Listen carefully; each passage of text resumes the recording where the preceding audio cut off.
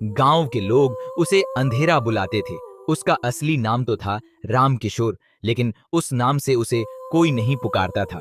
बचपन से ही उसकी आंखें कमजोर हो गई थीं और धीरे धीरे पूरी तरह से अंधकार ने उसे घेर लिया था। लेकिन अंधेरे ने उसे तोड़ नहीं पाया था, बल्कि उसके अंदर एक अलग ही तरह की दृढ़ता पैदा कर दी थी। गांव के लोग उसे दया की नजरों से देखते थे, लेकिन वह उनकी दया से कतराता था। वह चाहता था कि लोग उसे एक सामान्य इंसान की तरह देखें, एक इंसान जिसके पास देखने की क्षमता नहीं है, लेकिन जीने की चाहत बहुत ज्यादा है। एक दिन गांव के स्कूल में एक कार्यक्रम हो रहा था। सभी बच्चे रंग बिरंगे कपड़ों में सजे धजे थे। गांव के सरपंच ने मंच से कहा, अब हमारे स्कूल के सबसे होनहार छात्र राम किशोर को बुलाया जाता है। सभी की नजरें राम किशोर की तरफ गईं। वह डर गया था, लेकिन फिर भी हिम्मत जुटाकर मंच पर गया।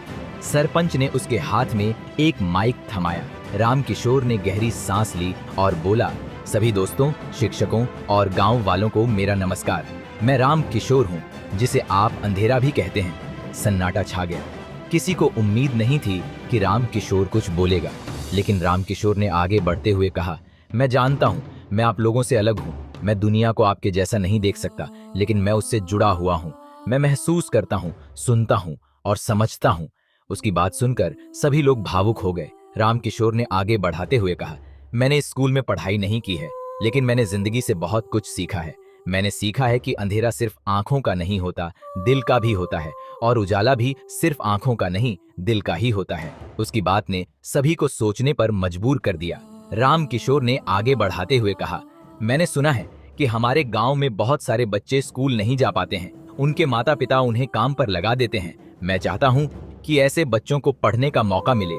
राम किशोर की बात ने जैसे बिजली की तरह सबको झकझोर दिया। उस दिन के बाद से गांव में एक नई जागृति हुई। लोगों ने मिलकर एक फंड जुटाया और एक नया स्कूल बनवाया गया।